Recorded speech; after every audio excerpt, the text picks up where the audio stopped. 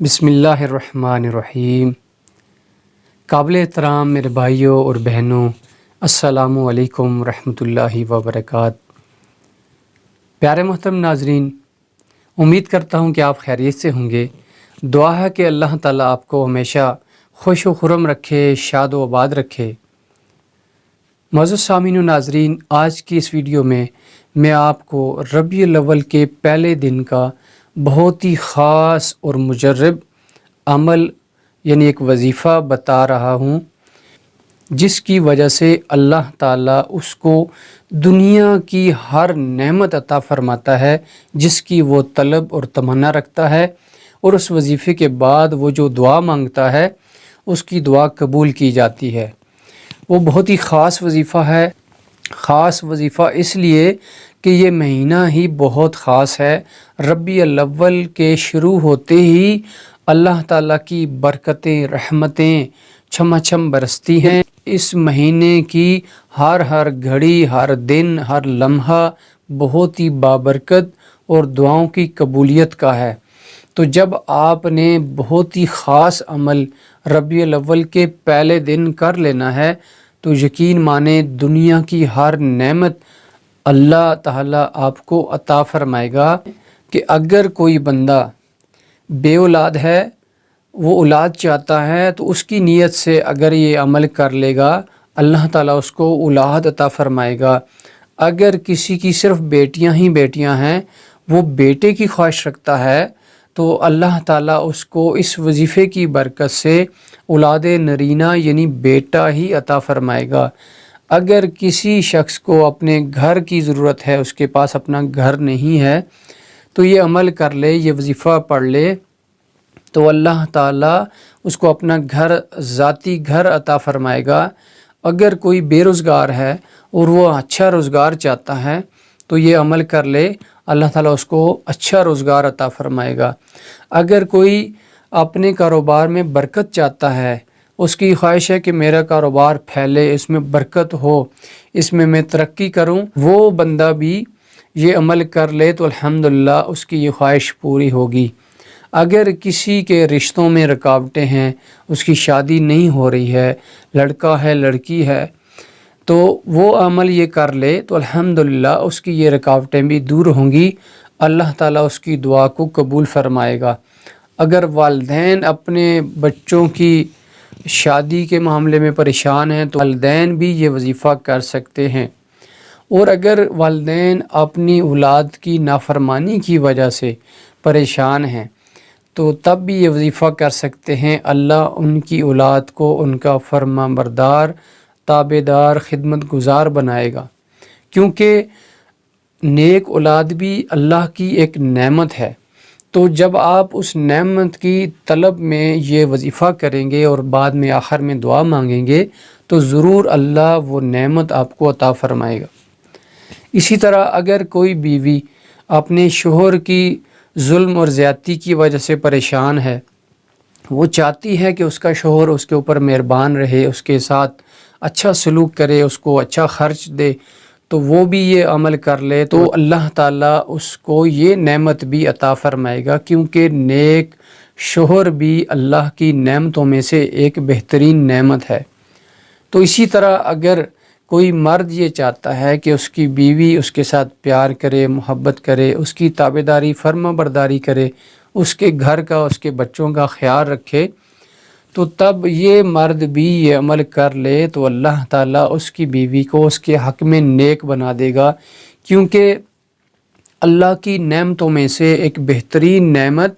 نیک بیوی بھی ہے۔ اگر کسی کی نیک بیوی ہے تو اس کے پاس اللہ کی ایک بہترین نعمت موجود ہے۔ الغرض یہی وظیفہ اگر وہ مرد بھی کر لے، اس کی بیوی کو اس کے حق میں نیک بنا دے گا۔ تو اسی طرح اگر کوئی بندہ کسی بھی معاملے میں پریشان ہے، وہ اللہ کی نعمتوں کو حاصل کرنا چاہتا ہے، دنیا کی چاہے کوئی بھی نعمت جو آپ کو نظر آ رہی ہے یا جو آپ کے دل میں ہے، جو آپ کی خواہش ہے، وہ آپ حاصل کرنا چاہتے ہیں، تو اس دن اور اس خاص مہینے میں اس خاص صورت کا جو وظیفہ ہے جو میں آپ کو بتاؤں گا، اگر کر لیں گے تو انشاءاللہ ضرور وہ آپ کی دعا قبول ہوگی۔ اس وظیفے کی شرائط یہ ہیں کہ اس کے لیے باوضو ہونا ضروری ہے، نیا لباس پہن لیں تو زیادہ بہتر ہے، نہیں تو صاف شفاف لباس ہو، باوضو ہو جائیں، خوشبو لگا لیں اور قبلہ رخ بیٹھ کر آپ سب سے پہلے 11 مرتبہ درود پاک پڑھیں، کیونکہ ہر وظیفے کی قبولیت کا جو واحد ذریعہ ہے وہ درود پاک ہوتا ہے۔ اس کے اول آخر اگر آپ درود پاک پڑھیں گے تو یہ وظیفہ مقبول ہوگا۔ اس کے بعد جو دعا مانگیں گے تو دعاؤں کی قبولیت کا جو ذریعہ ہے وہ درود پاک ہوتا ہے۔ یہ ویسے بھی یہ مہینہ درود پاک پڑھنے کا ہے، اس مہینے میں کثرت کے ساتھ درود پاک پڑھیں، کیونکہ اس مہینے میں پیارے آقا مدینے والے مصطفیٰ صلی اللہ تعالیٰ علیہ وآلہ وسلم کی ولادت بشہادت ہوئی ہے۔ تو جتنا بھی ذوق و شوق کے ساتھ اس مہینے میں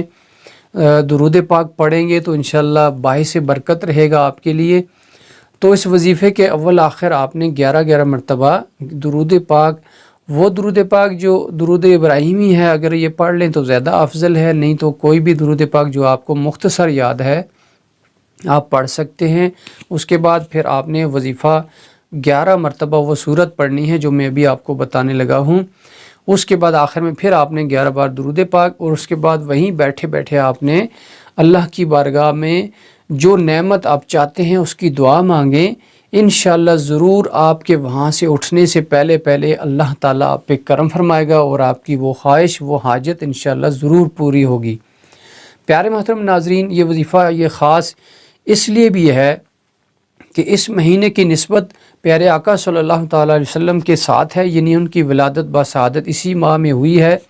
اور پھر جو وظیفہ آپ پڑھیں گے، جس سورت کو آپ پڑھیں گے، اس سورت کا جو نام ہے وہ پیارے آقا صلی اللہ علیہ وسلم کے صفاتی نام والا نام ہے،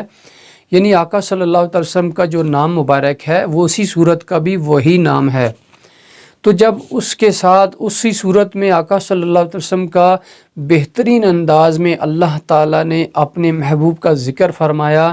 اس میں اللہ تعالیٰ کا پیار اپنے محبوب کے ساتھ واضح نظر آتا ہے، اس وجہ سے وہ صورت مبارک بھی بہت ہی خاص ہے اور یہ ماہ مبارک بھی خاص ہے، اور اس ماہ مبارک میں جو پہلا دن ہے وہ بہت ہی خاص ہوتا ہے، بہت ہی برکتوں والا اور دعاؤں کی قبولیت والا ہوتا ہے۔ تو پیارے محترم ناظرین، ویسے بھی ہر مہینے کے پہلے جو 10 دن ہوتے ہیں وہ نوچندی کہلاتے ہیں، اور ان 10 دنوں میں بہت ہی کمال ہوتا ہے، اور ان دنوں میں جو بھی عمل کیا جاتا ہے، جو چلا کیا جاتا ہے، جو بھی آپ عمل کریں گے، جو وظیفہ کریں گے یا جس کام کی ابتدا کریں گے، انشاءاللہ اس میں اللہ آپ کو برکتیں عطا فرماتا ہے۔ تو پیارے محترم ناظرین، ماہ مبارک کے شروع ہوتے ہی اگر آپ نے اس کا چاند دیکھ لیا، یعنی ربیع الاول کا چاند آپ کو نظر آ گیا، تو اس کے فوراً بعد بھی یہ عمل کر سکتے ہیں۔ اگر اس وقت نہیں کیا تو رات میں کسی وقت کر سکتے ہیں، نہ کیا تو اگلے دن یعنی ربیع الاول کا جو پہلا دن گزرے گا اس میں آپ کسی بھی وقت یہ عمل آپ کر سکتے ہیں، لیکن مغرب سے پہلے یعنی سورج غروب ہونے سے پہلے یہ عمل آپ کر لیں گے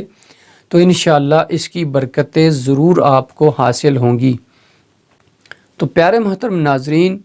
ربیع الاول کے پہلے دن کا جو خاص وظیفہ ہے وہ سورہ مزمل کا ہے، یعنی آپ نے سورہ مزمل کو 11 مرتبہ آپ نے تلاوت کرنا ہے، ٹھہر کر آرام کے ساتھ، خشوع و خضوع کے ساتھ، اور اس کی قرأت کا صحیح لحاظ رکھتے ہوئے آپ نے یہ وظیفہ کرنا ہے۔ گویا آپ نے قرآن پاک کی اس سورت کی تلاوت کرنی ہے، تلاوت کی نیت سے، اس غرض سے آپ یہ سورت پڑھتے جائیں گے، 11 مرتبہ کی تعداد پوری کریں گے، اور پہلے 11 مرتبہ آپ نے درود پاک پڑھا، پھر آخر میں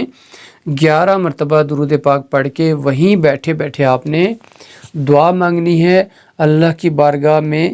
اپنی حاجات پیش کرنی ہے، جو نعمت آپ کو چاہیے، جس نعمت کی آپ طلب رکھتے ہیں اس نعمت کا بار بار ذکر کریں اور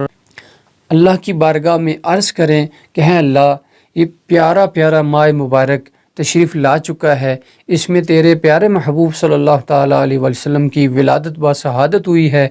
یا اللہ اس کے طفیل اور یہ جو میں نے صورت مبارک پڑھی ہے، قرآن پاک ہے، اللہ تیرا کلام ہے، تیرے محبوب کا اس میں ذکر ہے، اس صورت پاک کی برکت سے اے اللہ میری حاجت پوری فرما۔ تو پیارے محترم ناظرین، اللہ تعالیٰ سے دعا ہے کہ اللہ تعالیٰ اس ماہ مبارک کی برکت رحمت عطا فرمائے۔ آمین۔ وآخر دعوانا ان الحمد للہ رب العالمین۔